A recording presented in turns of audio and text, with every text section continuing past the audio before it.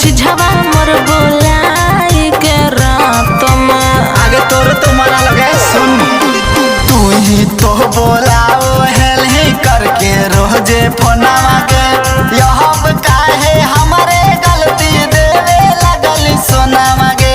आगे बोल लगे जेतना जे भेलो हरज तोरा भोगे पड़तौ रे। अच्छा। जेतना जे भेलो हरज तोरा भोगे पड़तौ रे। त काहे मजा मरली छोड़ा सदिया कर पड़तौ रे। त काहे मजा मरली छोड़ा सदिया कर पड़तौ रे। त काहे मजा मरली छोड़ा।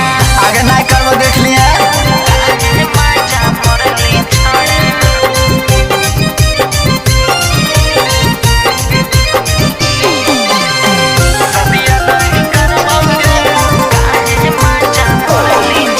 लगता 376 के धारा जे मही छोड़ा बूझ रे। अच्छा। काहे हमरा इतना दीना के नहीं तो ही यूज रे।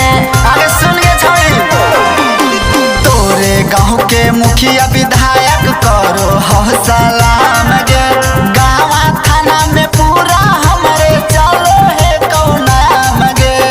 आगे की बुझलिए आशिक जीत तोरे मंगिया भरे पड़तौ रे। नहीं मारबो। आशिक जीत तोरे मंगिया भरे पड़तौ रे। त काहे मजा मरली छोड़ा सदिया करे पड़तौ रे। त काहे मजा मरली छोड़ा सदिया करे पड़तौ रे। त काहे मजा मरली छोड़ा। नाय कर्मी त तोरा भोगे पड़तो रे। अच्छा देख लो।